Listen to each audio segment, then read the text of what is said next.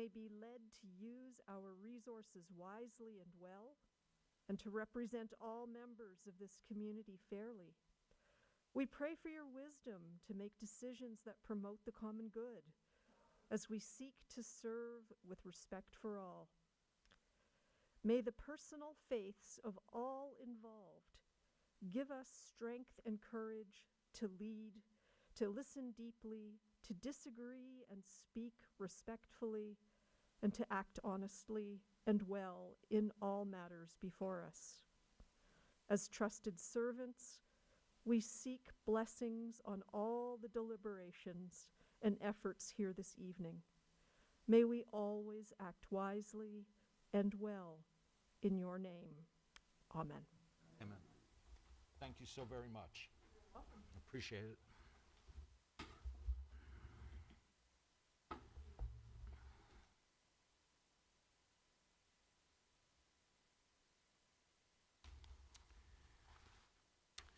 Okay, let's move into City Council reports on regional boards, and I'll start with Mayor Pro Tem Grunmeyer. Robin? Nothing to report. Good report. Nothing to report. If you want to see what I've been doing out in the community, feel free to check my social media. Kevin? I just had a really nice meeting today with the Chancellor of Riverside City College District. It was really interesting. We talked about a whole bunch of things. One of the emphasis now is they're looking to put a campus out in Europa Valley that will be a vocational emphasis, and it's just really interesting what's going on over there, and that's all. Ted? Yesterday, we attended our first 2022 National Day of the Cowboy Planning Meeting. Mark your calendar, July 23rd, in respect for Berwyn. So we'll be there, Michelle and her staff and everybody. We're going to take it up a notch again. So, and I was going to talk about the RCTC, but I see you're here, so this is good. And I have nothing to report. Okay, let's move on to consent calendar. City Clerk. All items listed under the consent calendar are considered to be routine and may be enacted by one motion. Prior to the motion to consider any action by the presiding governmental body, any public comments on any of the consent items will be heard. There will be no separate action unless members of the government body or the audience request specific items be removed from the consent calendar. Items removed from the consent calendar will be separately considered under item 3 of the agenda. Mayor? Thank you. Do we have any items that anyone would wish to pull? 2G. 2G. Dana, do we have any public comments? I have no public comment cards for these items. Thank you. I'll ask for a motion to approve the Motion remainder. to approve the remainder.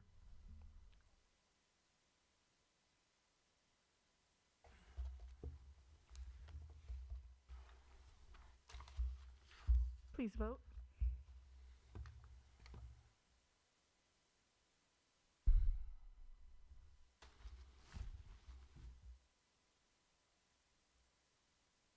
Motion passes unanimous. Thank you. Thank you. Okay, Kevin? Just very briefly, I chaired the committee to do the JPA bylaws, and I think that we strengthen the bylaws, and the hope is to make WRCOG more of a advocacy group, and there was just a lot of things that needed to be cleaned up. So we had quite a few council people from the entire Inland Empire give input. It was a very grueling process, but I think ultimately we've improved the basis for WRCOG to sit, and hopefully, given all the controversy in the past year, 2 years, I think that we're with our new director in a much, I guess, just a much healthier, stronger position now to move forward. That's all I have to say, Mr. Mayor. Thank you, Kevin. Would you care to make a motion? Make a motion to approve. Second. Have a motion and a second.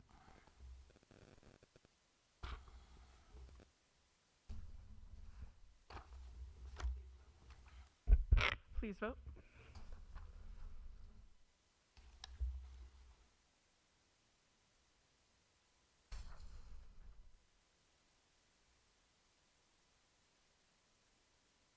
Motion passes unanimous. Thank you.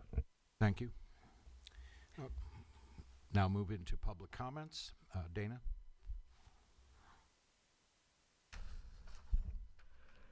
This is the time when persons wishing to address the presiding governmental body regarding matters not on the agenda may be heard. Please submit a speaker card to the meeting clerk. Please limit comments to 3 minutes or less. The Ralph M. Brown Act limits the governmental body's ability to respond to comments on non-agendized matters. At this time, such comments are made. The governmental body shall not discuss or act relative to any general public comment. We have one public comment card, and it's Wayne Brown from RCTC. Good evening, Wayne. Good Feel to like see it's you old again. times. Yes, really. I have a fond memory for the city of Norco and all the years we worked on the I-15 express lanes together and getting the horse trail reopened again and everything else. This time it's on a different project, but all part of the 15 express lanes. I'm Let here me tonight. just interrupt. Are you going to need a little more than 3 minutes? 4? 4. 4. See, there, all those years helped. No, what I'm here tonight is to talk about, we have a major closure coming up on June 21st, weather permitting, everything going right. That will be a 55-hour closure, as they call it. Let's just call it a weekend closure on the westbound 91 from McKinley to Maine. And that will include the westbound express lanes also. This closure will provide the 15 express lanes project, the express lanes connector, which we are building now, the opportunity to build the support structures over the top of the 91 westbound, which we call false work, over the top to allow that bridge to be built. It's a very major project going on. Multiple cranes will be working 24 hours a day, multiple crews to get that part done. That one will get us the first phase.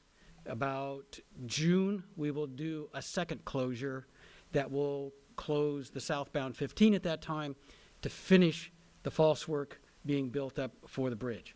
But again, this one will be from June 21st, probably start around 10 p.m. January. Where did I get June? January. Thank you. See, I've got critics all the time. January 21st, Friday night, about 10 o'clock, to Monday morning around 5 a.m., and it should be open. We'll have 3 key detours. If anybody's coming down westbound on the 91, they will either be diverted to up north to Hidden Valley, over the bridge back onto the 15 south, and they'll connect up at the 91 connector there. If you are diverted southbound, you'll go down to Magnolia, go over Magnolia, come back around the 15, come northbound and grab the 91 connector there. If people live near McKinley or on McKinley and they're coming down south on McKinley to get onto the 91, that on-ramp will be closed and they'll be diverted around the back way to Magnolia, and they'll enter the Magnolia detour at that point. Again, that's the key issue here. Now, I don't want anybody to be confused in the signs that you see on the 91 right now. That is for another closure that's coming up this Friday night. And that's to enable them to finish and open the new general purpose lane that's running westbound around Green River down to the 241. That closure is this Friday night to Saturday morning. And I truly tell you to stay away from this closure, because the detour, it'll take you about 2 days to get back around, because you're going the 71 to the 60 over to the 57 and back. So, you know, ours are a couple of blocks around, but I would be very, just advise everybody to pass on the 91 westbound on Friday night. So That's everything I brought with me. Copy of our flyers, and you folks all have them also. This flyer, the information on this flyer will be put out multiple ways. Social media, it'll go out through our weekly construction updates. We'll have special media, people driving in this area, or it'll come up on their software programs on their phones and things to let people know about this. So we'll build it up slowly, starting next week, so nobody gets confused with this weekend. And you'll see it build up towards the 21st. So anyway, I just want to thank you all for the time. Appreciate that. Anybody has any questions, please let me know. Great. Ted, anybody? I thought West Speaks was going to chauffeur everybody around so they get around that deal in Corona. No, thank you very much. It's long overdue and appreciate all the work on this. And thank you for the update on this. Thanks, guys. You explained it a whole lot better than I could have. Thank you so much for reaching out and We- sharing We this. appreciate it, and this has been a great city for us, so always want to stay there. Good to see you again. Thank you very much. Thank you. Okay, let's move into item 5, discussion action items. City Clerk. Order of presentation for discussion items. Number 1, staff report presentation. Number 2, council questions of staff. 3, public comment. 4, council discussion and action. Thank you, Dana. This is item 5A, recognition of national holidays, observances, and commemorative days. Good evening, Ms. Newton. Good evening, council members. The purpose of this discussion item is to provide direction to staff regarding the recognition of national days, observances, and commemorative days. It has become customary for public sector agencies to recognize various days, weeks, and months in order to promote inclusivity and engagement. However, the city of Norco currently does not have a formal process for the recognition of national observances.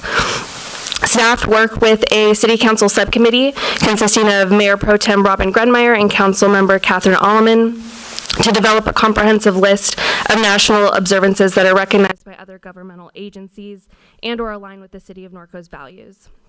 Additionally, the subcommittee develops standard practices to ensure the procedure for recognition remains objective and consistent. The subcommittee arranged their recommended observances into 2 categories, annual observances and pre-approved observances, and exhibits A and B reflect the subcommittee's recommendations and directions to staff. Staff does not have a recommendation for this item and is requesting that the city council determine which national observances the city of Norco will formally recognize moving forward, the manner in which each observance will be recognized, and the approval process for new observance requests. So I've outlined kind of the agenda for our discussion on the screen. So at this time, I'm going to turn it over to the subcommittee to provide any additional comments they may have prior to public comment occurring, and then they will lead the discussion amongst their colleagues on council. Thank you. Robin? Sure, I can start. I'd like to start off with why this is being done and why it's important that it's being done. And I'm sure Catherine will follow up once I'm done with that. But the first one, and probably the most important one for me, is to provide a consistent policy and procedure for all current and future staff of the city. At this time, like Kelly had mentioned, there's not a procedure for this. In fact, I could go in tomorrow to the communications office, say, you know, National Ag Day is coming up in March. I want it on social media. By the way, let's just pretend there were pole barns. I want the pole barn facility open because I'm going to have displays there. Don't worry, I'll man it. But that's what I want to do. And that's essentially all it would take. And the wheels would be put in motion for that. And my concern with that is I am one of 5, and so I don't feel like there's a cohesiveness of the recognitions, and it puts staff in a bad spot when your boss comes to your desk and tells you to do something, and you don't know if the approvals are there or if there's consensus among the other 4 bosses you have. And so I think that's probably, for me, the most influential reason why this needs to be done. The second one would be to provide opportunities for the city organization to engage residents in dialogue and additional activities as they see fit. The third one would be to be inclusive, and I loved the invocation that we just had a little bit ago, because that was mentioned, serving all of our residents as we move forward in 2022. And then the last one would be to educate residents on a variety of national observances and holidays and things that a lot of folks don't know about. So as I looked at the report, as we worked as a subcommittee, those were really kind of the things that framed my thought process in moving forward with this particular piece of work that we need to do. So, Kath. Thank you, Robin. Catherine? Forgive if I repeat anything that Robin said. I would second those comments and just add that this is really about good government. We want our policies to be clear, to be fair, to be objective. And so there's a need for this because we don't have it. We want to make sure that we have a standard that's applied fairly across the board. And I would just highlight a couple other things that we really also wanted it to promote community. And so we looked at what are the values of being in Norco? What do our residents look like who live in Norco? What are things that make Norco special? What about Norco history? And so we really wanted this list to include things that maybe have been left out before but should be included, and to have a wide range of who lives in Norco. And again, to engage people. You know, social media is everywhere for good or for bad. But there is a lot of engagement that happens through social media posts. And speaking with our communications director, just the holiday, the 4th of May the 4th be with you. And there was a May the horse be with you. And things like that get a lot of traction. And that's great because we want people to know where they can get information about what's happening in their community, to get involved. And so this is just another way to do outreach aside from what we've been doing. So to add some other layers to it and to make it, again, clear so that there's a clear policy and procedure. And if new things come up or residents want to have things recognized and added, there's a policy for how they would go about to get those. Okay. Do we have any council questions of staff?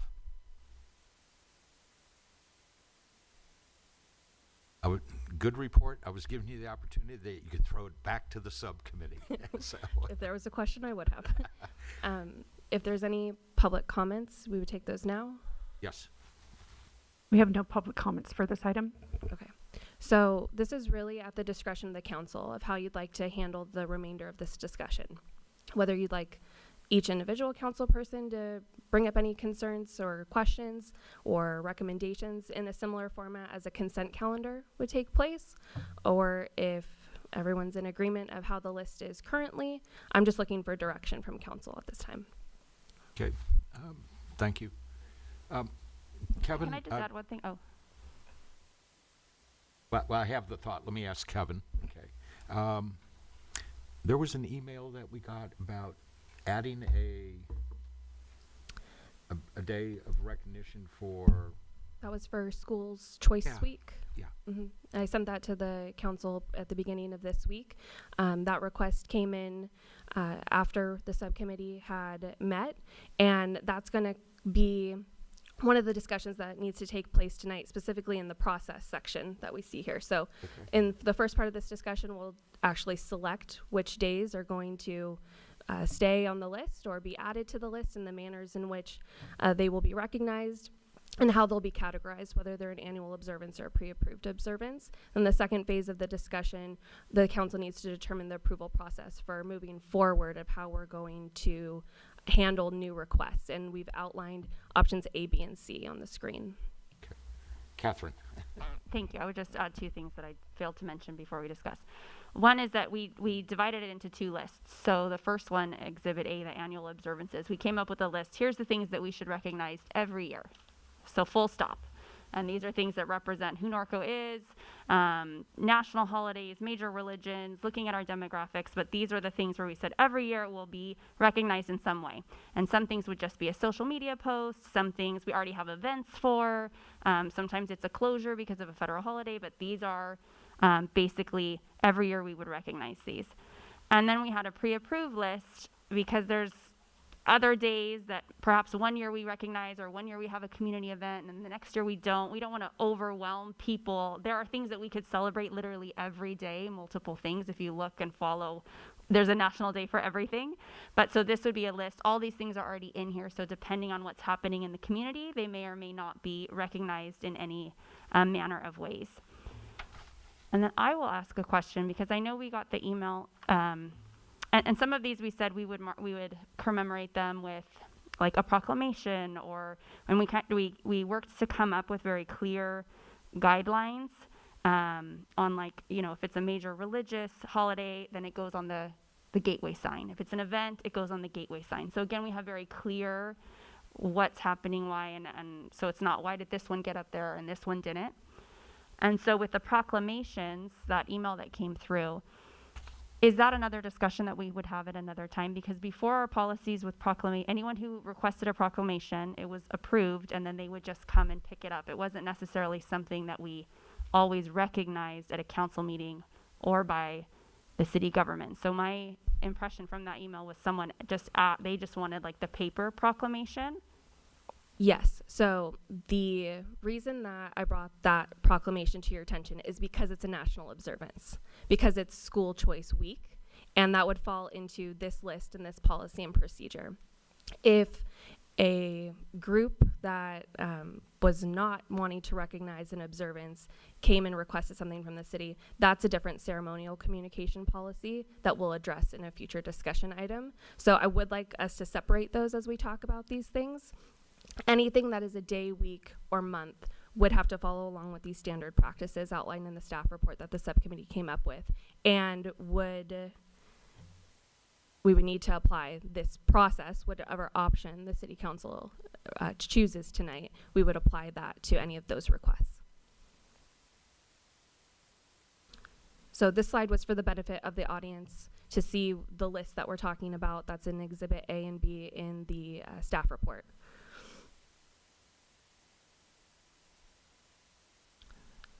Kevin? I just have a question. But we're not committing to financing or supporting any event. No. Nope. Most events that the city eventually takes on they're grown from the community, and then eventually maybe the city takes them over. And then the second thing is, can we add something to the list? May 13th, 1923, when we became Norco. That was actually we were Orchard Heights on May 12th, and we became Norco on May 13th, township. But I think this is great. I love this. And the more you can add to it, the more I like it. So I think it's a fabulous idea. I wish I thought of it.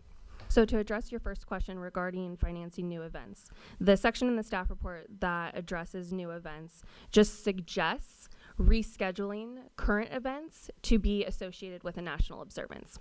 For example, National Civics Day. We've never honored that before, but we have held Youth and Government Day events at City Hall. So the thought is to combine those together, because Youth and Government Day is the perfect event for National Civics Day. Same with the National Cleanup Day or Coffee with a Cop Day. It just makes natural sense to host like events on Well, national I'm looking forward to January 15th. Should I ask why? Yeah, National Hat Day. Gotcha. Ted? Kevin, that's exactly why I don't like this. Robin made a good point, Robin Catherine. We have no policy. I like the idea of having a policy. But I'm looking at all these things and going, holy moly. That's a lot. And it becomes trivialized. The important dates we do. We have up there. I mean, there's a, how can you compare National Hat Day to Holocaust Remembrance Day? That's what I look at when I see this list. These are guidelines, but if we're going to, these are annual observances of what we're going to look at and things like this. I'm just thinking why. And I'm looking at Justin and Jeff back there, and this month is Human Trafficking Month. Very important. We see recognition from our Sheriff's Department, but we as a city, we're part of that contract. We should have that information and show that there is an issue that occurs in the city. Jeff's got his programs through the fire life safety programs, the fire prevention. I don't see the earthquake, shake it out deal. Where's that? These are our city. We're a public agency. We're supposed to be looking out for the public safety of these people. We should be promoting those programs. And that's what I'm getting at is I look at this list, and there's some cute things on here. They're on here. They're fine if I was into it. I mean, but I'm looking at some of the ones that are on there. You know, I'm going to pick on the Day of the Dead. I grew up in a Roman Catholic family. I can tell you, Halloween was there. The next day we were at church on All Saints Day. The next day was All Souls Day. We were there in church again for 3 days, or 2 days. The funny thing is, when you look at the history of those holidays, they actually held in August back in the Hispanic cultures. They were they were the month of August. First month of August was celebrate the Day of the Child. The second half was celebrate the Day of the Dead. That's changed because we have changed it over our change in history. So I look at that. Now, I don't have a problem when you look at these lists. If Michelle and the Park and Recs people wanted to have a big Halloween celebration where they wanted to do that festival, I don't have a problem with that. That's kind of a good deal. But I don't need it on a calendar to recognize it. These are things that should be coming up from the community as events to do. Not something on a calendar that says we have to do something. And then I think of other things that we have that come up here. Donate a life. That lady comes here every year, or has. Donate a life. Recognizing the fact that we have donor situations.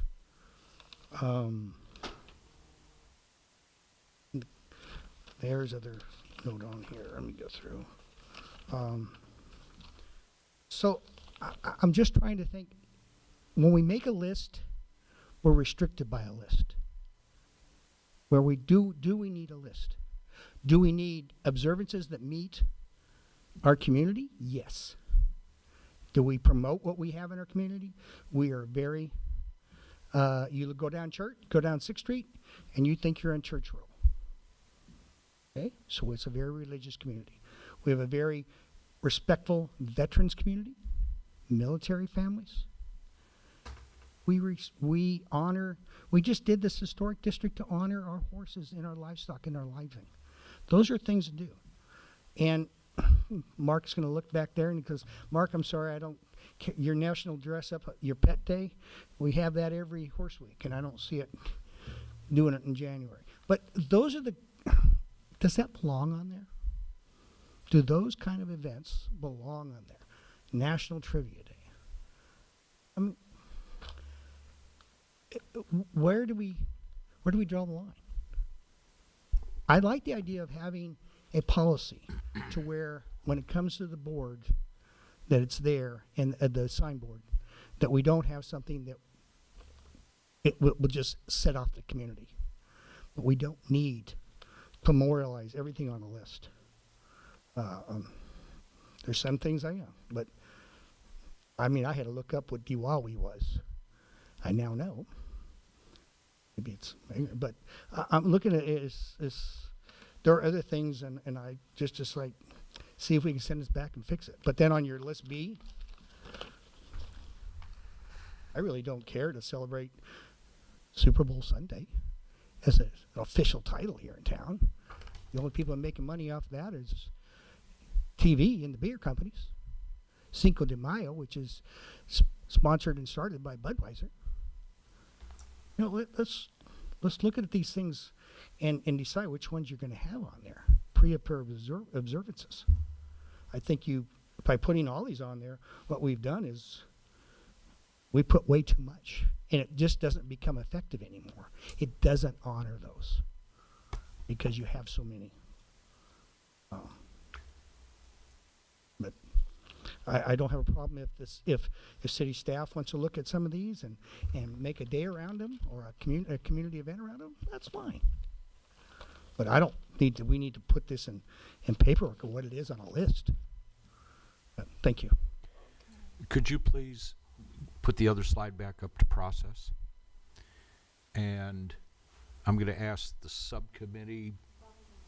No, Robin, could respond to that? 'Cause Absolutely. I don't think this is an answer for staff. I think it's Right. No, subcommittee should so a answer. couple of things. I want to explain kind of what we're looking at. So the first larger list, this one, is things that the city of Norco will observe in some manner every single year by the column that has an X. So it could be as simple as, if you look at on January, and that's the slide that Ms. Newton had up, there will simply be a social media post that says Happy New Year from the city of Norco.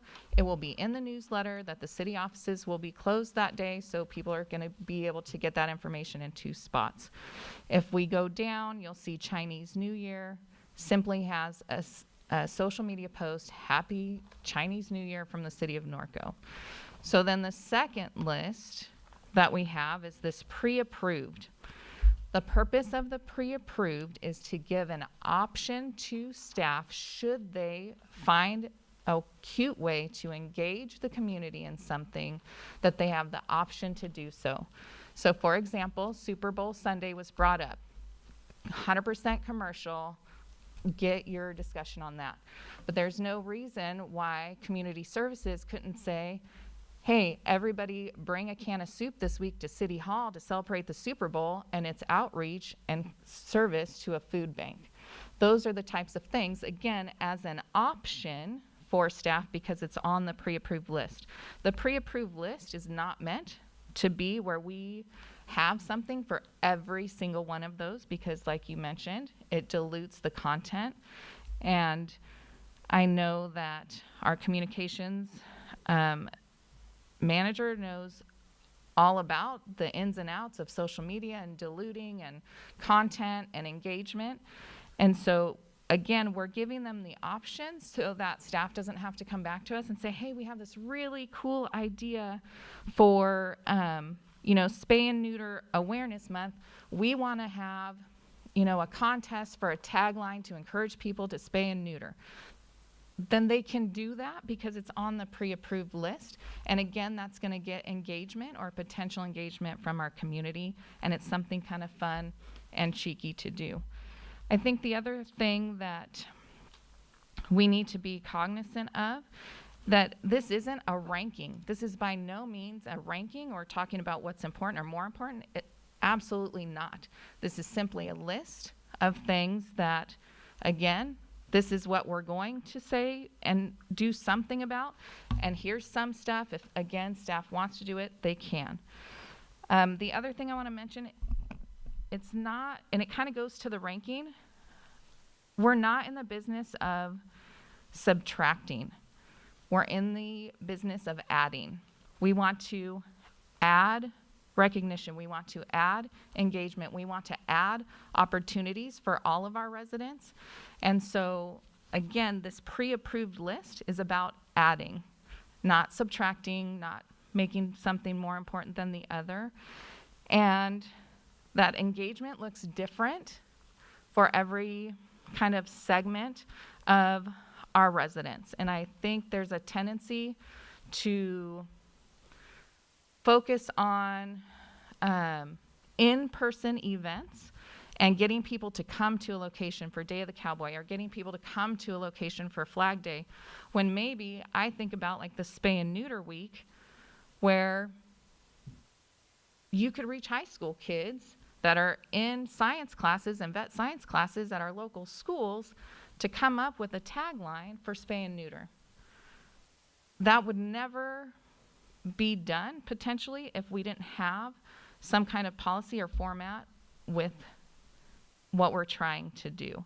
So I want us to be able to kind of think outside of the box of what we've typically done and think about the opportunities of what are other ways that we can engage our young people, what are other ways we can engage the youth, what are other ways we can engage this group we've got. And we all know sitting up here, there's this group from about 25 to 45.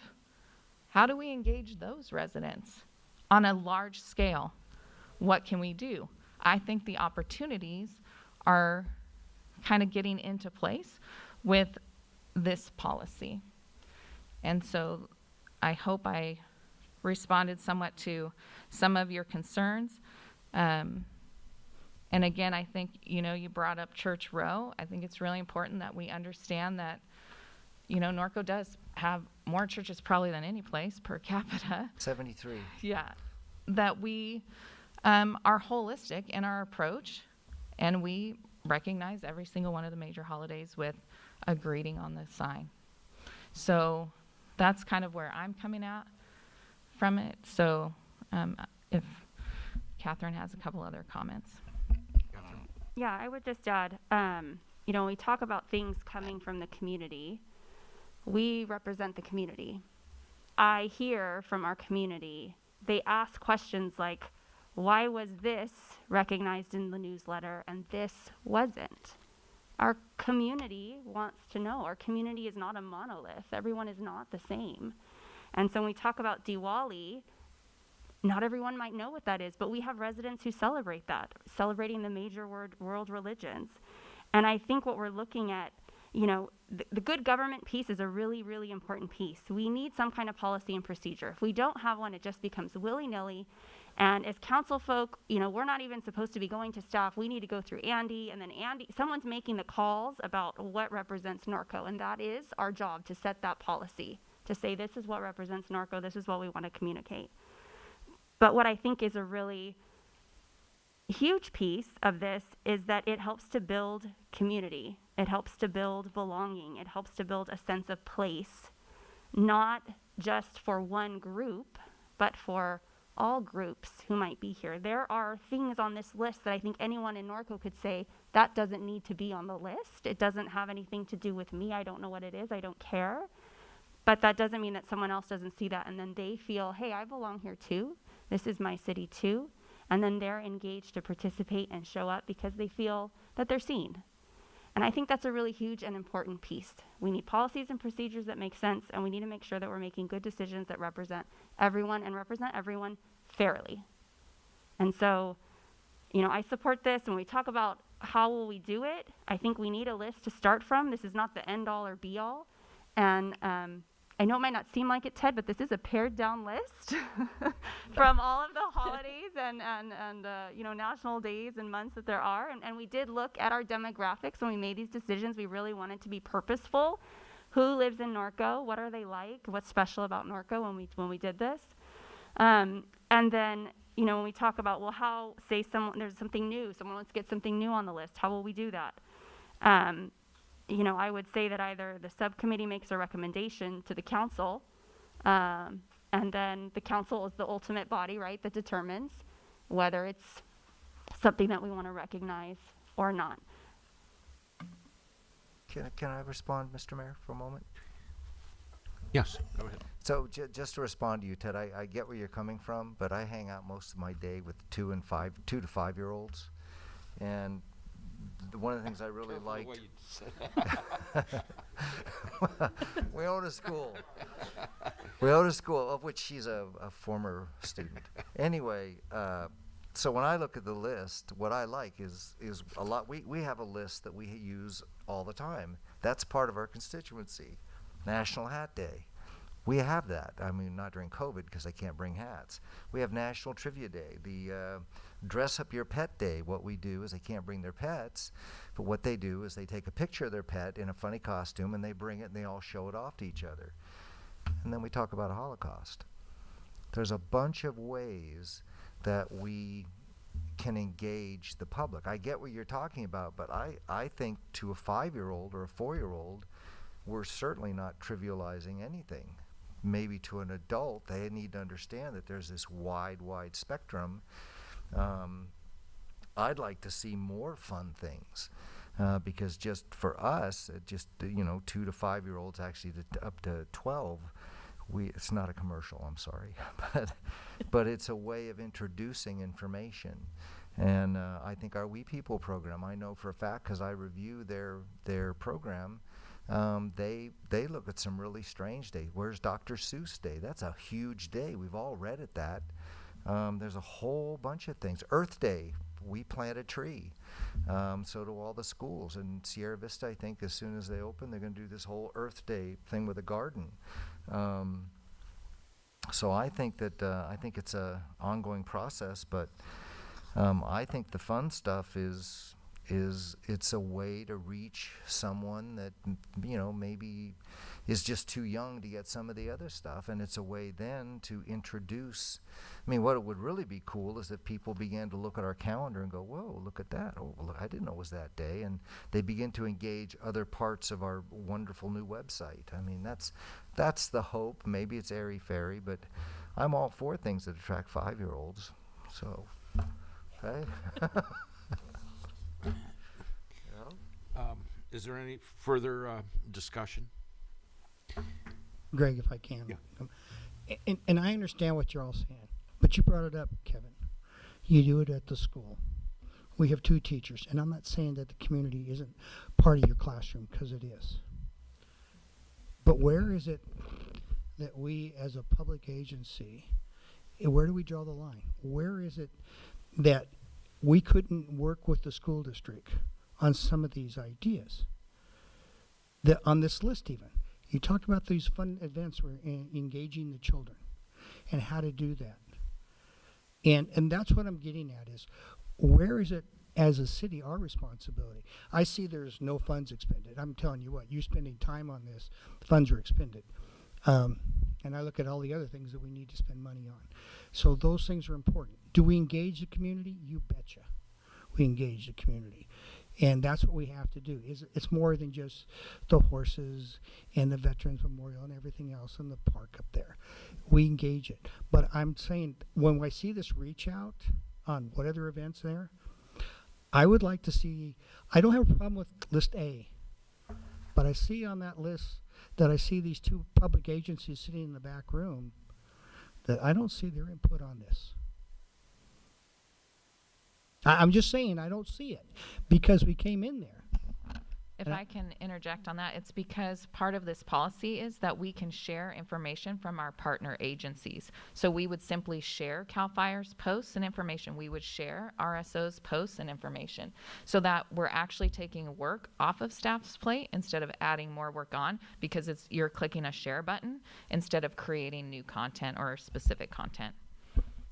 For example, a few days that are on the list are National Preparedness Month, which is a partnership with EMD and CAL FIRE, National Fire Prevention Month, which CAL FIRE supplies us with that information every year.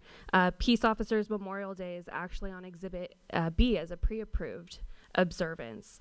Coffee with a Cop Day is also a pre-approved observance. So public safety was one of the main values that the subcommittee discussed in their meeting, and ensuring that that value was properly represented on both lists.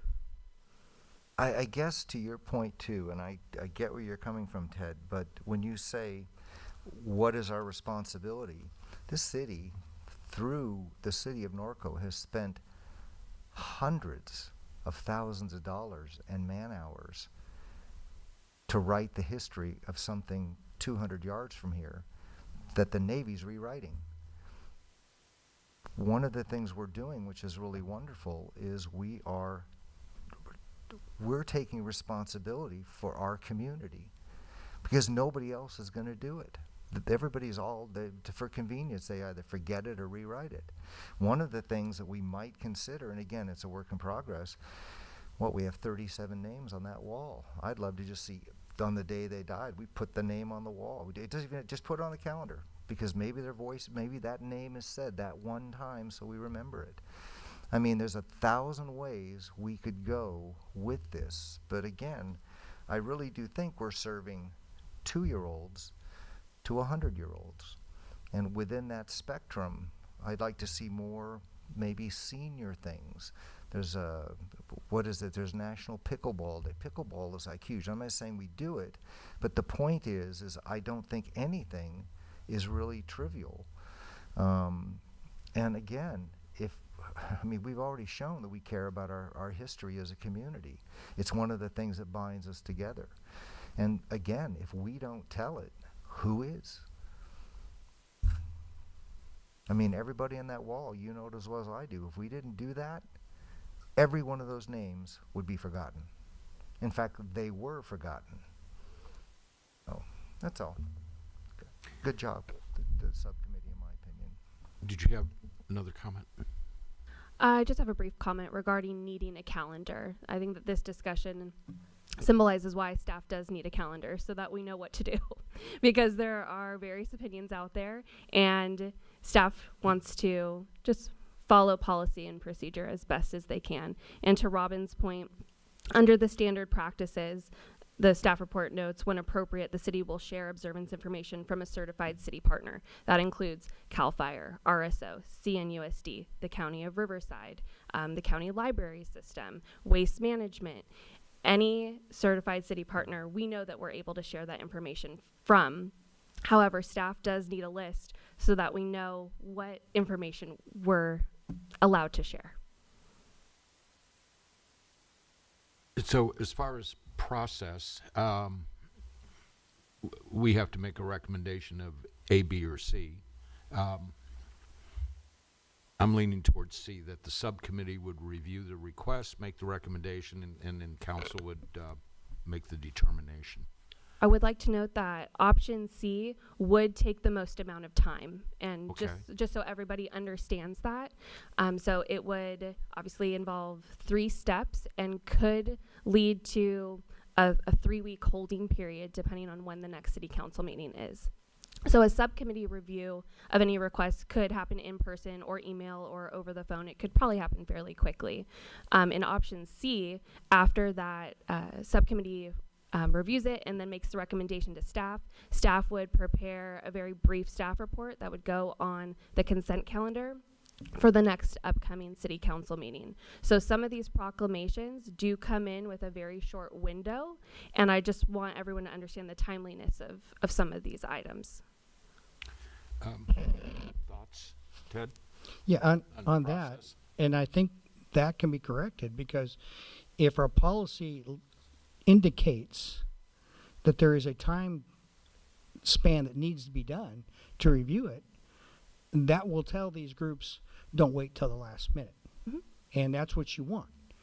You don't want the person to sit here a week before and do that proclamation and expect us to do it without discussion on some of them.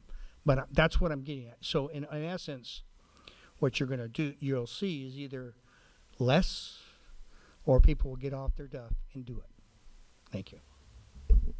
And that kind of gets us away from the, I need this today, that we've had in the past. So, Yeah, I was just gonna suggest if C is the one we want to do, I would even be fine, like, that it's a quarterly review process, or allowing that time, if we need to make sure that there's adequate time so that things are reviewed, in time to get done. So for example, using school choice week as our current example, because that was just received, we would wait for the next quarter and bring that, and therefore it wouldn't be proclaimed by the city of Norco in 2022, but it would be pre-approved to proclaim in 2023. Sure, just an option. Okay, I Perhaps just want to that make does- sure I if I'm understand talking it it out, perhaps correctly. it doesn't work, but you know what I mean? So that each quarter we're meeting, if we're worried about taking time or being able to meet, that there's whatever the clear process is. I also agree with what Councilmember Hoffman said about that having some lag time, that there shouldn't be. I don't think there's an issue with that, because asking a city to turn around a proclamation and, the next day is not a realistic, I don't think, request. Robin? I'm good with option C and kind of taking them on a rolling basis as they come in instead of having the quarterly. There are some folks like the Donate Life group. They are very, very good in giving enough time and enough notice to get a proclamation done. And then we have some that'll be like, oh, I needed it yesterday. So I think taking them on a rolling basis as they come in through process C would be fine. And once they're put on a pre-approved list, we can process them as quickly as possible on a staff level. It's just the approval process, initial approval process is what would take the amount of time. Yeah, I would just add, if we do them on a rolling basis, that we have some kind of time frame. You know what I mean? Like give at least this amount of time to have your request processed so that people know. Yeah. So if it's 3 weeks that you're estimating, or we want to say, please, it needs to be submitted 4 weeks in advance or what have you, so that there's a time frame that's reasonable for us to get back to them, but there's also an expectation of a clear communication regarding how long the process will take for them to hear back. Or would you set a standard that says the city council reviews new requests on the second meeting of every month? Some type of, is that good enough for a rolling basis? And then they can see, okay, we just had our second meeting of the month. Therefore, you're 30 days out before your request will be reviewed by the council.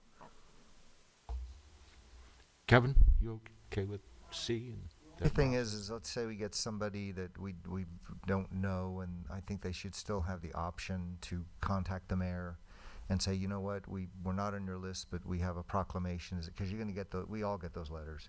I think we still need to leave that door open to somebody who just wants a proclamation of some kind. And you've pretty much covered everybody as far as I can see. So I think we're fine, but just in case, I think if they say, is there a possibility of getting a proclamation for such and such, I think somehow we need to leave some leeway in that event, but just my opinion. So this would only apply to proclamations for an observance. So like if it's a grand opening, that's different. Yes, completely different discussion. But sometimes they want a letter, a proclamation, or some sort of letter sent somewhere, and we've always sort of accommodated that.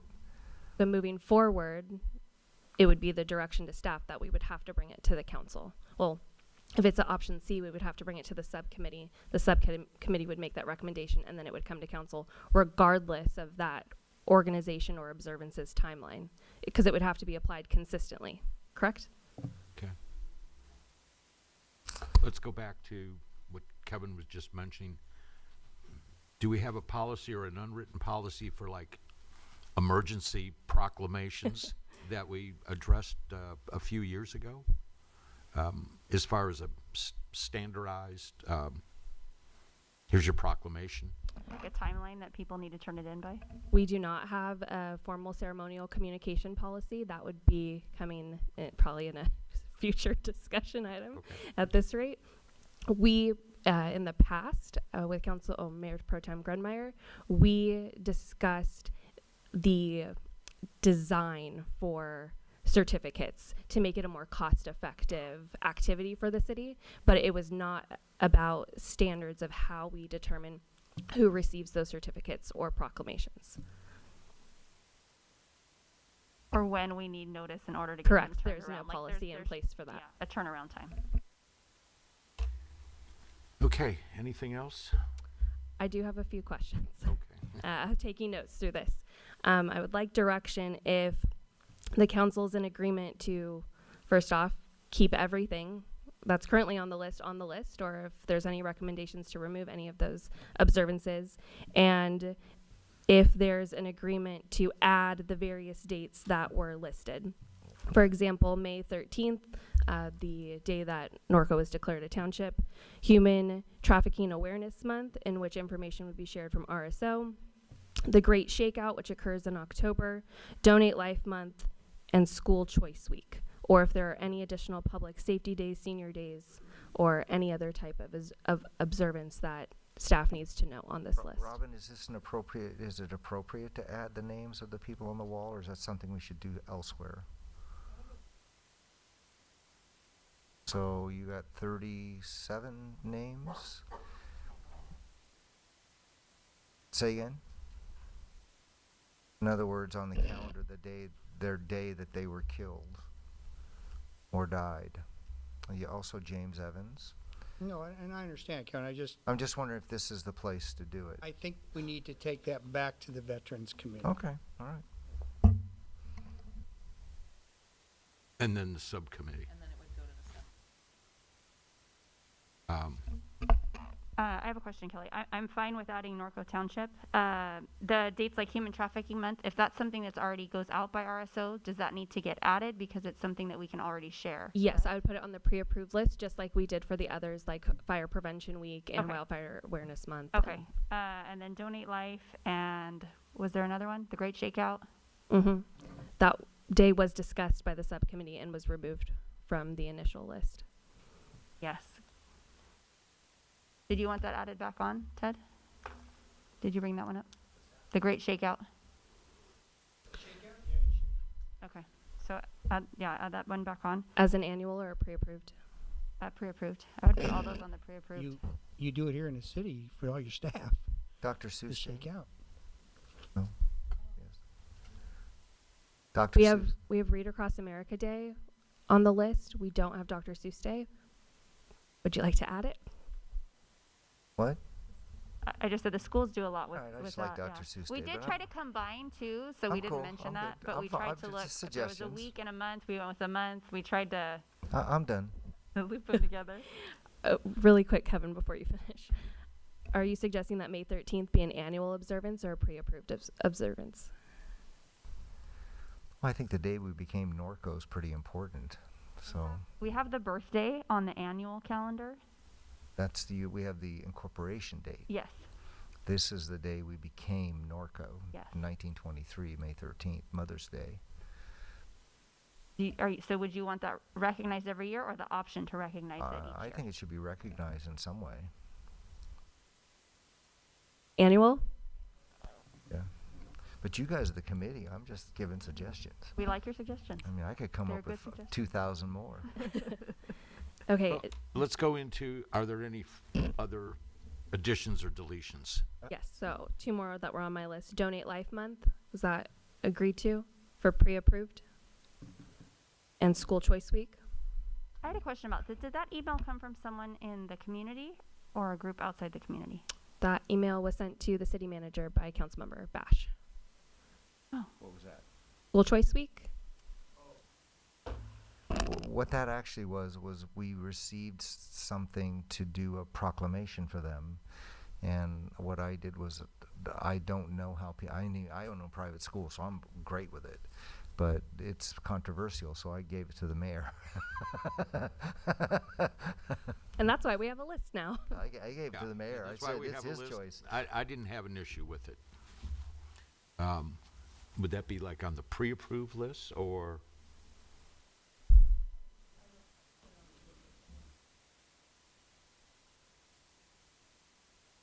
Okay. Are there any other days suggested to be added or removed?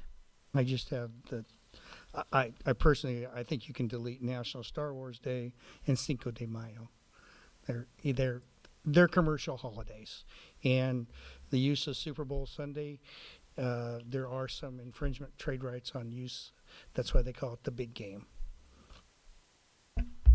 I'm fine with if the council wants to take off Super Bowl Sunday, but while Cinco de Mayo is very commercialized, it is still a holiday that is recognized and celebrated by many. So You go, celebrated where? In Mexico, it's the day they kicked the French, but yeah, that's about it. I'm sure they like that though. Well, they don't celebrate it like we do up here. That's true. It is commercialized Oh. here, but it's But that's still a day that's celebrated by many. my opinion on the deal. And then the other, like I said, is May the 4th. That's a TV thing, okay? It's done by Star Wars. I will make a note that that is one of our highest engaged social media posts. It is, because it's social media. I don't see it as something that we need. Myself, that's just. Which I think goes to Robin's point that it engages a huge number of our residents. I get what you're saying, but part of this is we're trying to be as inclusive as we possibly can in every direction. So I've never sat through one of the movies, but I know my daughter sits through all of them. So that particular day is actually adapted specifically for Horsetown USA, and the way that we articulate the message by translating it to "May the Horse be with you," and quite a number of equestrian organizations globally do the exact same thing. And no. I'm on the record. I'm not gonna lie. Take credit for that. But ours is the best one. Okay, so I'd like to just take those 3 days. Star Wars Day, keep it on pre-approved or removed. Okay, Cinco de Mayo, keep on pre-approved or remove. Keep. And Super Bowl Sunday, Keep. keep on pre-approved. Mm-hmm. 3, okay. So all 3 will remain on the pre-approved list. Okay. Any others? Not hearing any more additions and deletions. Dana, do we have to take a vote on the recommendation? You'll make a, okay. I'd like to Please. make a motion. I'm actually gonna make 2, Dana, if that's all right. So the first motion would be that we would approve the pre-approved and annual list with the amendments that Ms. Newton has made during our discussion. I will second.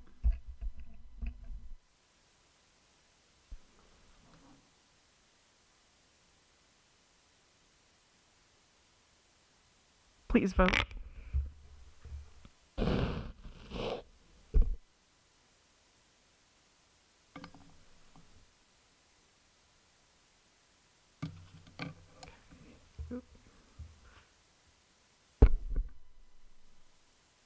Motion passes with Councilmember Hoffman voting no.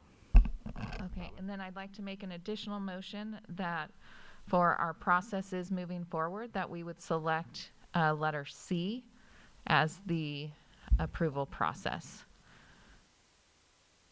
Second.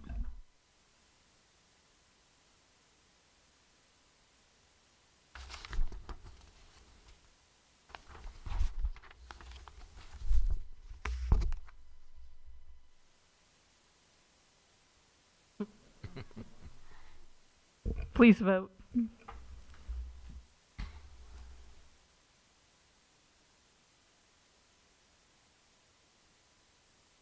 Motion passes unanimous. Thank you. Good report. Great. Thank you. Thank you. Okay, moving on to item 5B, City Council appointments to regional boards, standing committees, and other City Council appointed committees for calendar year 2022.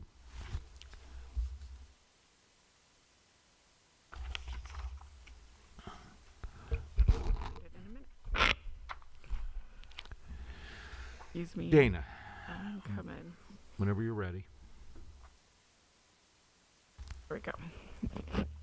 Item before you this evening is our annual City Council appointments to regional boards, standing committees, and other City Council appointed committees for calendar year 2022. The list was sent to the mayor, and input was given by other council members to the mayor, and the final list is presented before you for approval. If you have any questions or concerns, let me know. Thank you. Any council questions for staff? Robin? I just have one that I need clarification on, Dana, for minutes, attendance, and all of that for unload, for example. Can I get direction on what that looks like, or how we proceed forward on that? Yes. I've been looking into how it was created, and I can't find really any bylaws or expectations for that committee. And I know minutes have been taken on your own. You kind of doing your own thing with that.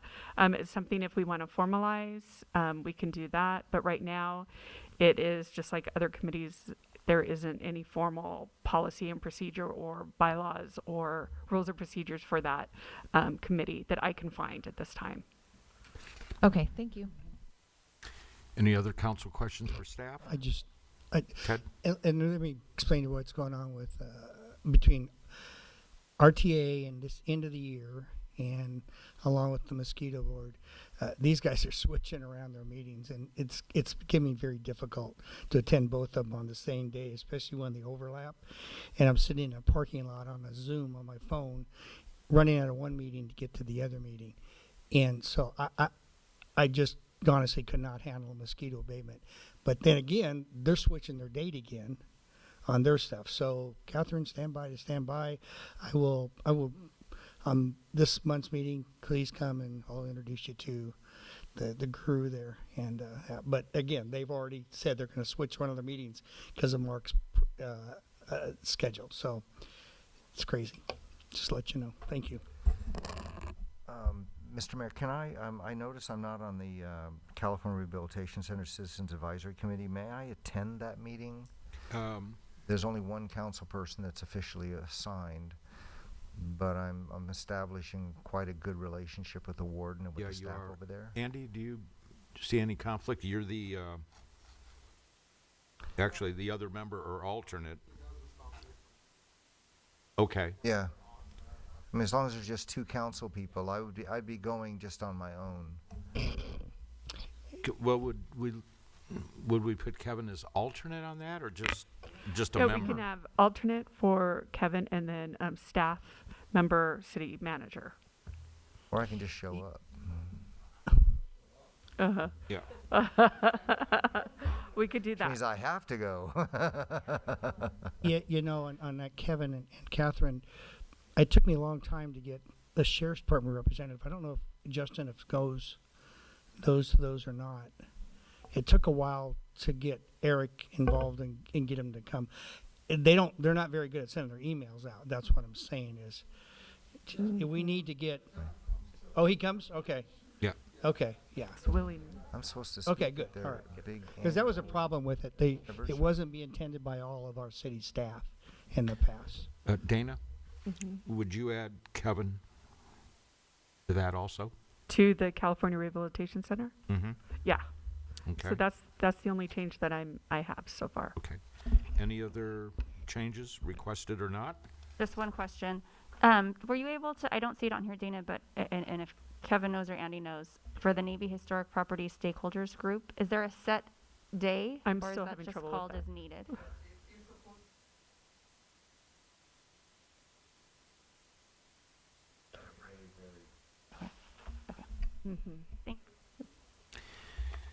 Okay, Dana, do we have any public comments? I have no public comments for this item. Okay, thank you. Take us back to council discussion and action. Motion to approve the agency and committee appointments 2022 with the changes as mentioned. Second. Have a motion and a second. Please vote.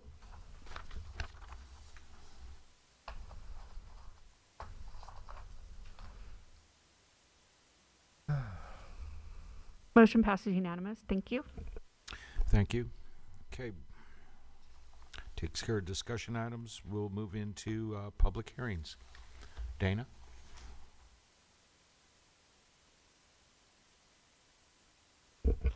Order of presentation for public hearings. 1, staff report presentation. 2, council questions of staff. 3, open public hearing. A, public comment. 4, closed public hearing. 5, council discussion and action. Okay, thank you. Good evening. Good. Are you ready? I am. Am I on? Yep, you're on. Oh, thank you. Good evening, everyone, and Mr. Mayor and council members. Back on October 6, 2021, the City Council adopted the 2021-2029 six-cycle housing element update. The housing element update included the subject property and stated that the housing development overlay would be placed via zone change on the property as a future follow-up item. Consistent with the housing element update, placing the housing development overlay on the site will make provisions for zoning that has the potential to accommodate a large portion of the city's six-cycle regional housing need assessment allocation. General Plan Amendment 2021-02 and Zone Change 2021-04 is a proposal to add the housing development overlay zone on the property generally located at the southeast intersection of 2nd Street and River Road, consisting of 4 parcels totaling approximately 14.5 acres. You can see it up there on the slide. It's right there on the southeast corner there of 2nd River. The underlying zoning is commercial general, and the underlying general plan is community commercial. The general plan amendment will make the general plan map consistent with the zoning map to reflect the HDO. This item did go before the Planning Commission on December 8th, 2021. The Planning Commission endorsed a recommendation for approval to the City Council. The city clerk handed out a piece of paper. It is the second page of the ordinance. Staff wanted to note a correction. If you look at the findings under finding E, the second sentence, we want to recommend striking that. So just read the first sentence, which would read, the finding would read, the proposed zoning amendments would not result in the reduction of allowed residential density or intensity of land use consistent with SB 330, and then stop there. That being said, staff is recommending that the City Council adopt Resolution 2022-02, approving General Plan 2021-02, and adopting Ordinance 2022-01 with the recommended change, approving Zone Change 2021-04. And that's my report. Any questions? I'm happy to answer. Thank you. Any questions of staff? Go ahead, Kevin. So, of the property that we're looking at right now, how much of it do we own? We own as a city, but is in escrow with the Jacobson. I think I don't. I'm going to ask the city manager to answer that. Yep. I think so, yeah. And then previously, we purchased that with which fund? For what purpose? So we purchased it with low mod RDA funds, so that was done 15, 20 years ago. And that was done with the intent that eventually that might be an area in which we put in low to moderate housing, correct? And so for 15 to 20 years, there's already been low to moderate, an idea that that might go there, along with a commercial component. Do we know how much acreage is commercial and how much would be the low to moderate? Well, it's all. John might know, or Well, no, it depends on if there's a project proposed. yeah. I mean, I'm asking these questions for the public. Right, yeah. That's what I'm doing. No, there's no project proposed, obviously. This is conceptual only, and all the answers to those questions will be as a result of all the public hearing process and the environmental and everything else for any project which gets proposed on that site. And so for 15 to 20 years, because this comes up from time to time, that the idea that there could be a mixed-use project there between apartments, low-income apartments to moderate, and a commercial development could be done on that site. And then finally, because we have ownership of a portion of that property, we have a great deal of strength, if you will, Yes. in terms of what will be built there, which would require that anybody who decides to develop this property will have to work pretty hard in terms of just creating they will have to create a project that a lot of the community can buy into. I would think so. Ultimately, it's a city council decision, but so yes. Right. Okay, that's all I had. Thank you very much. I have a question, and that is, to this recommendation, how time sensitive it is. One of my concerns is that, and I think we saw this here recently with another project, the lack of development standards, and that we're starting to work on these development standards but have not finalized them. Will this action put us back in that same corner for a lack of development standards? Yes, in a sense, and presumably the development standards are moving forward relatively quickly. Yeah, but that's my This is a concern. first reading, second reading in 30 days, no matter what. And in addition, as Kevin's indicated, the city, one, is in escrow, and two, owns a substantial portion of the property. So the issues, I think, would be a lot different and addressed differently. But I suppose theoretically, yes. Very unlikely that a project will come out of this before the development standards are approved. I just can't imagine that. Unlikely, but Yeah. not 100%. It ends up being kind I of mean, a chicken. I know what you're saying. I would say Yeah. 99.9% Okay. development standard is coming to Yeah, the city and council. and it's a little bit of chicken and the egg, because we also we're in escrow and have been for quite a long time. Right. And we have a developer that wants to move forward on a project, has tried different things which just haven't worked for a whole variety of reasons. And so he's anxious to move forward. But at the same time, since we're in escrow and there no development's been approved, we have a lot more leverage over what will come out of it than we would. I mean, notwithstanding any development standards we might adopt, the city in this case, and probably this case only, has leverage in terms of getting a project that the development standards are for that project are much more acceptable to the council than might otherwise be, if that makes any sense. So, I mean, for example, with a lack of if our development standard said you can't have any building higher than 35 feet, just pretend that says that. well, we don't know the magnitude, I guess, of the development standards that Planning Commission's going to develop, and then when it comes to us, once again, the magnitude of what we want to add to that, And or delete from yeah, those development standards. again, since we're a party to all this, the development approval, that we had have some, like I said, different kind of leverage in telling the developer, well, I know it says 35, but given where it's located, we need 30, or we know this is going to be an issue. Setback might be a minimum here, but because of where it's located, residential, as we've already discussed with the developer and other projects, the setback needs to be significantly greater and more screening and that kind of stuff. But we have much more leverage in this case than we would, somebody just comes in, I have a piece of dirt and I want to build. Well, that's what I want to safeguard us against that. As we've seen, you can't tell me what to do. You have no standards. Yeah, And I don't like want said, to be in that position The difference ever is we again. also don't have to close escrow, so there's no project at all. Okay. So we will have development standards presented to us before the second reading of this zone cone change. Is that not what I'm hearing? No, that's not what I said.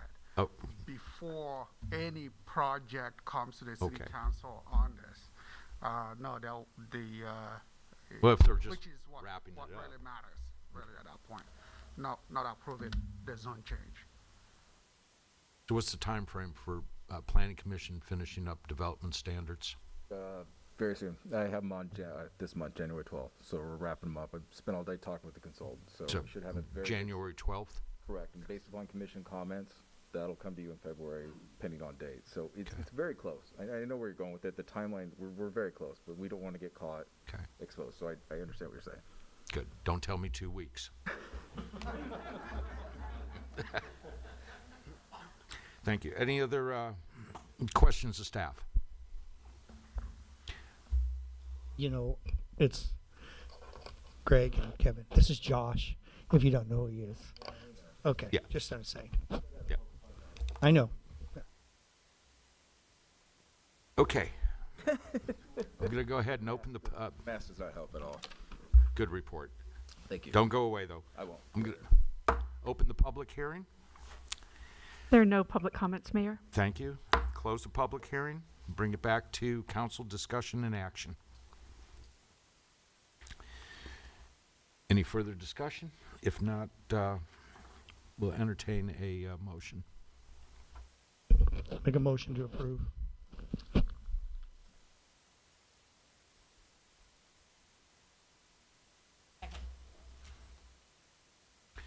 We have a motion and a second to adopt resolution 2022-02. Please vote.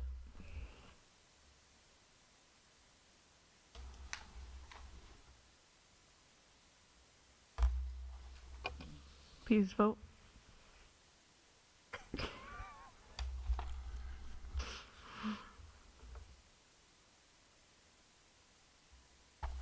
Motion passes unanimous. Thank you. Okay.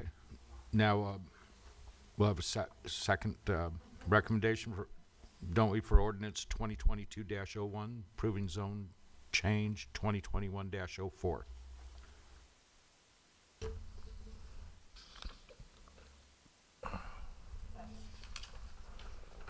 Thank you.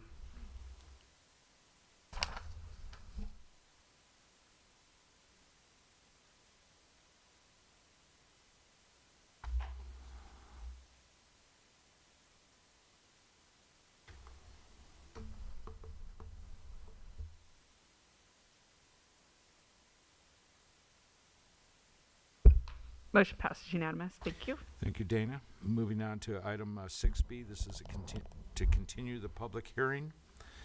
I'll entertain a recommendation to approve the continuation of the public hearing to January 19th, 2022. Yeah, got that right. Having issues with my 21. But see, I read it. So, motion to, I studied. I was going to go ahead and make the motion, please. I'll make a motion to continue the public hearing of the self-evaluation and transition plan for programs and services regarding compliance with the Americans with Disabilities Act to January 19th, 2022. Second. yeah. Okay, please vote. Okay, there you go.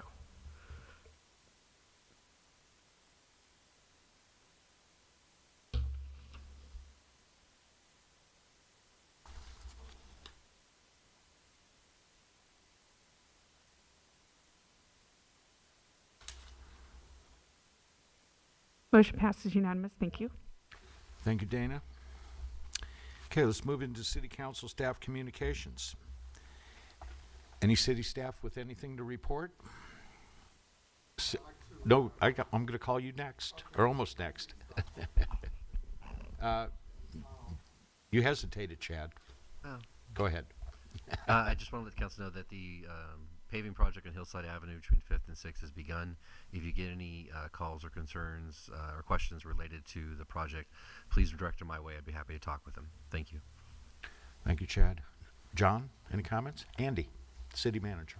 Yeah, so with Thank the you. amount of rainfall we have had over the last 3 weeks or so, Caprock has lost some work time on their project at Second and Mountain, and they have requested city approval to do work on Saturdays. The city has already approved work for this Saturday commencing at 9 a.m. to 4 p.m. Is that correct? 4 p.m. And I suspect that request is probably going to happen for subsequent Saturdays. And but just want to let the city council make city council aware of that. Has the project up here on Town and Country, since they're close to the same stage in construction, asked for any additional weekend work? I haven't seen any. That's yeah. Pardon? I just said the site was flooded. They were pumping water out. I live right there, so it was. there Both was a- sites were, that's why I was asking. One was big. Yeah.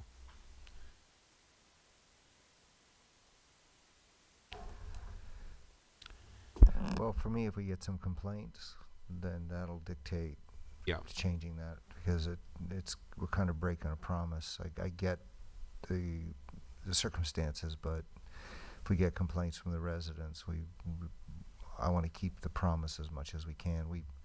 Greg and I lived through a council that didn't make somebody keep their promises, so I'm very sensitive to that myself. So you've given them permission for this weekend? Or just this Saturday? Okay.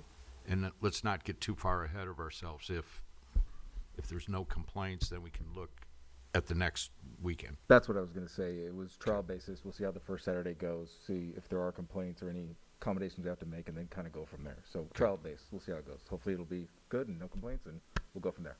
And start times 9 a.m.? 9 a.m. to 4 p.m. Okay. If you see anybody out there, go shoo them off. Thank you. Andy, anything else? No, that's all. Okay, appreciate it. Ted? Thank you.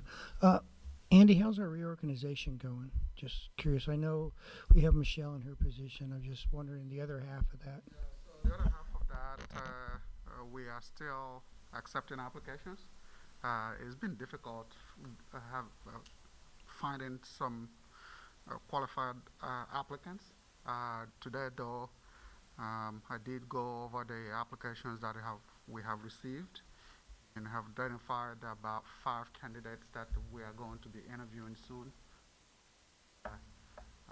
Hopefully we find somebody who is qualified and a good fit for that position, and we'll take it from there.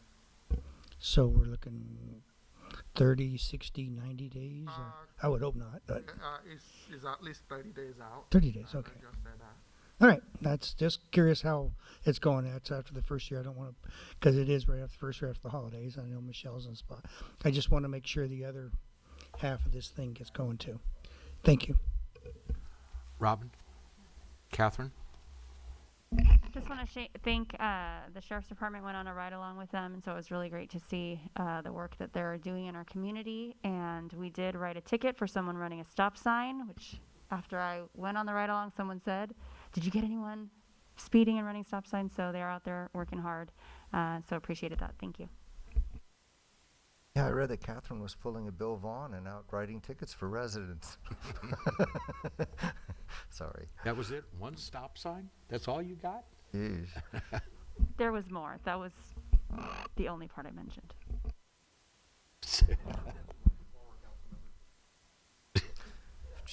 or present ones.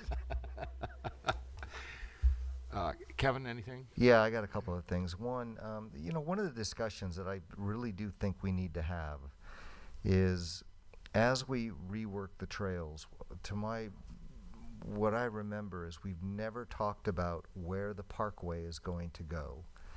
And all of a sudden, no offense to anybody, but I think at a council level, we need to decide, is the parkway now going to go next to the street, moving the fences back? I think we need to discuss it. By definition, per our standards, the parkway is always between the edge of roadway to the fence, whatever that may be, whether like a current standard where we try to do it for new development, it would be 6 feet. But in most of Norco, we can't accommodate 6 feet, so we get 3 or 4, or sometimes even 2. And then we try to keep to maintain as much trail as we can, which we want to be 12, but commonly is 10, 11, 12. It varies. So parkway is traditionally always after road edge, whatever that width can be. Then it's the trail fencing, and then the trail. And I guess what we're talking about is putting trees and things in there, and Norco never had parkways in Old Town Norco. And I would like to agendize a discussion on the parkway, and just so that we know that because if that's our standard, I get it, but I think we need to discuss it because there are some serious problems that are occurring because of it. Kevin, would you want that agendized to Streets and Trails Commission first? That'd be great. Send it down Streets and Trails and have them talk about it. And just talk about, or have they already talked about it? Well, that's why I'd like to make sure I understand what their purpose would be, because we already have an established standard of what a parkway is. So if there's a different idea that council has that you would like us to discuss of what a parkway should be, maybe you want it on the inside, but I don't think you want the trail on the outside along the road edge. You want that buffer. Where it's been for 90 years. Well, in some areas, the parkway is almost non-existent on trails. It's about a foot. No, but I meant prior to that, we had trees along people's property. And in the trail. Well, remember, the trails was an invention after the trees were there. Correct, absolutely. And I think that what happened is that we've created maybe a little bit of a problem because now we are imposing a trail standard on the way the entire city was laid out. And so we're losing all the trees, which may or may not be fine. I would just be more comfortable if I knew that we as a council, with our eyes wide open, looked at exactly how this was going to affect how the trails work. And I would just like to, if it goes to Streets and Trails, maybe look at it, but I just think that we need to spend a little bit of time on a discussion of, okay, this is a major shift. It may or may not be the way the parkway is being envisioned, but we're making a major shift that happens to coincide with the lorpacillus killing trees, Edison killing trees. It's coinciding with a lot of things, and also just a lot of the pepper trees aging out. And so we're now going to be shifting to the other side of the trail, which is just a major move that if we've discussed it before in different terms, I wasn't quite, and I'm not saying we don't do it. I'm just saying we as a council need to take responsibility for it because we're making major changes to people's, what they thought was their property. And I just think we need to discuss it. So send it back Streets and Trails, or do you want to just bring it to us? Your choice. I don't know if we're giving you enough direction to bring it to Streets and Trails. Not directly, no. Because I'm, and maybe you want to just have a discussion item as a council that we just kind of the way review with some points that maybe you want us to look at. And again, I'm happy to take this back to Street Trail. I just need to know what items specifically we're looking to target. Like, for example, do we want trees in the trail even though there's not enough space? Because that's where the shade needs to be. Because even in the parkway, for example, in Old Town, there's no irrigation there. So is there a likelihood trees will be parked there unless the residents take And they responsibility and will water them? You maybe won't get trees in the parkway anyway. I mean, we're not even getting trees on people's property and giving them free trees. I don't know. I just think we need to just discuss it. Are you looking for like more flexibility in?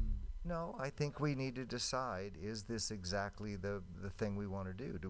Are we really making a shift to pull the trail fencing in 2-3 feet and then cutting into what people have, trees, we're losing trees and all, and which one of them I want to lose, they're going to take it away for me, but I just think we need to have a discussion on it to make sure that people know what's coming, because they don't.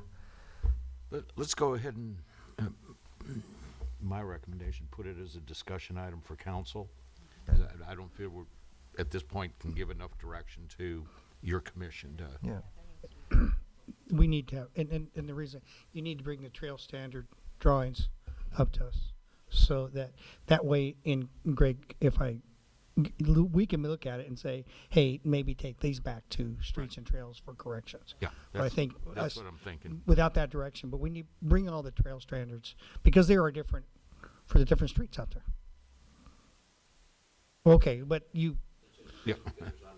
yeah, but I mean, we used to be different for cul-de-sacs versus, there was like 3 or 4 of them. If you got it down to one, you're a good man. Well, we'll bring it back at a discussion item at a future meeting. And then I have a couple of other things. It came to my attention that there was a house that wanted an accessory dwelling unit, and the way they had to fit it, they were 5 feet too close to a barn. So, I've since learned, and I'm going to look into it because I was around when all that went down, and I really don't understand why we're saying that the middle of an easement is somebody's property and we're measuring from the middle of a trail, but forget that. What's happening now, though, is because the accessory dwelling unit is too close to a barn, and it's at a corner. So you have the house, you have this beautiful barn that the owner would like to fix up and make it really nice, and right behind it is an accessory dwelling unit where his mother-in-law is going to live. He's being told he has to tear down the barn, which will now expose the ADU. And so, one of the things we tried, and unfortunately it got boogered up, we've always said that it's very difficult in Norco because no lot is the same. And there's a part of me that says, wait a minute, we're being forced to build ADUs, and I predict in the future we will find this is a huge mistake in this state, but we're doing it. But to tear down a barn in Norco for 5 feet, so that now you'll have 2 houses sitting on a lot, both exposed now because the barn blocks the view of the ADU. I would like to look at that specific case, and then there's another case over on another street where the guy totally knew better, but he he's got a large property. One of the things we're trying to do is legalize secondary units, and we may not be able to do it in this case, but he has 3 cute little houses that he illegally built, totally cops to it. But I think that maybe we need to begin to look at some of these things. The problem you have is that, of course, the person with a half acre is going to say, well, why can't I have the same thing as the person with 2.39 acres? But I think we have to be able to figure out a way, and in part, where we failed on the big gigantic buildings was staff didn't understand.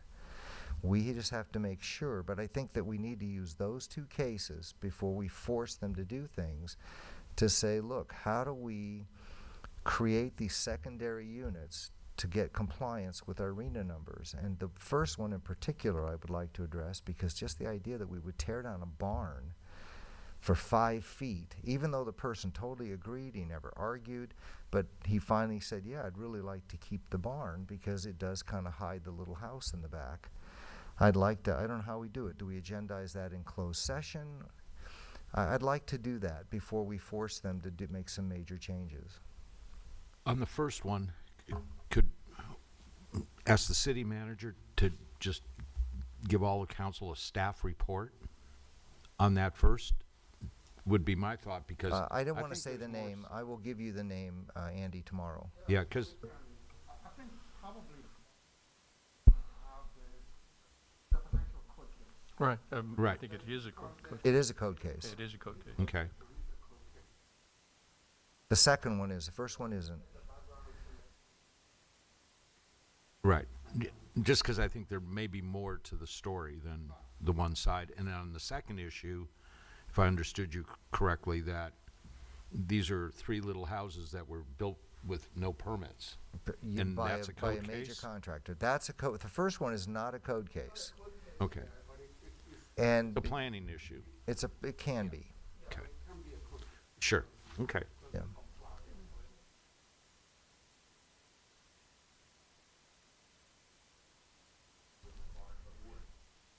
And he will. He's willing, but he just said, But we don't have to discuss it any Yeah.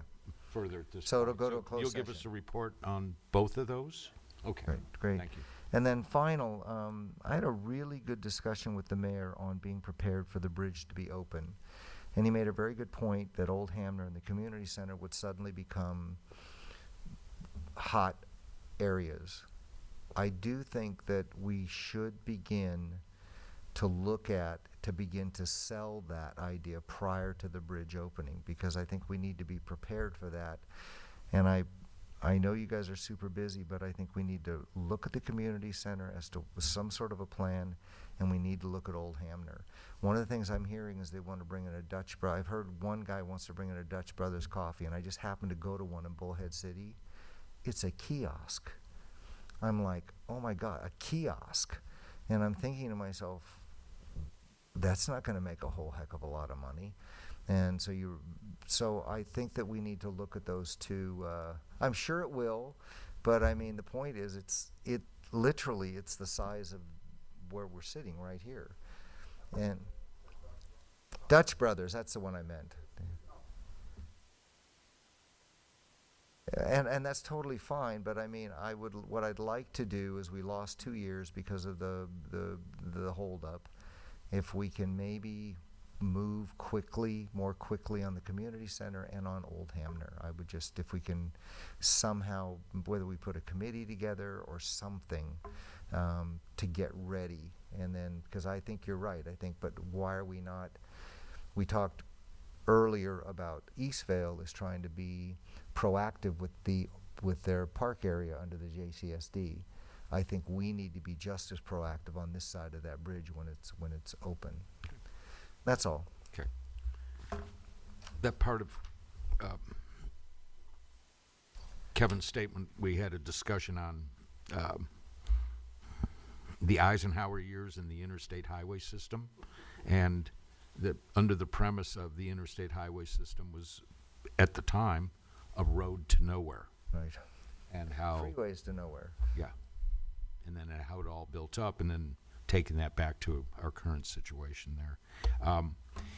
Since Kevin brought it up, somewhere I caught on our planning commission agenda, future, we do have a Dutch Brothers coffee project Yes. application. I did receive an application.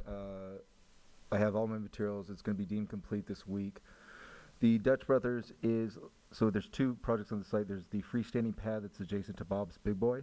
That's proposed to be a Freddy's restaurant. It's a Midwestern brand, steakhouse something. And then the burgers. And then the area where the parking lot is, adjacent to the butchery, that's where the other future retail building was supposed to go, Okay. that's going to be demoed, and that's where the Dutch Brothers will go there. So there are 2 drive-throughs that basically it'll be Bob's, Freddy's, Dutch, and then the butcher the rest. So it's fitting with the But- plan that's already in place. That's cool. No, I appreciate staff's work on bringing those projects forward. And I was just going to tell you, Kevin, for a field trip, to not go to Bullhead City, but go to Eastvale to Limonite and go west on Limonite towards Archibald, and you'll learn all about Dutch No, Brothers no, coffee. no. It was packed when I was there. I just was worried that particular location. I would just like to. I'm glad it's going to someplace that was planned for that, because it was great coffee. The only item I have is, Chad, I wanted you to thank your Public Works crew that,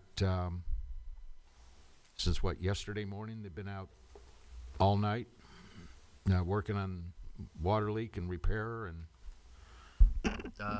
a major project. Yeah, they started it, did a lot of the work to figure out where it was, but it was so deep that we ended up bringing TK Construction in, who's one of our 2 go-to contractors who helped finish off the project. So I do want to give credit to TK for Okay. stepping right in real quick and helping us finish that off.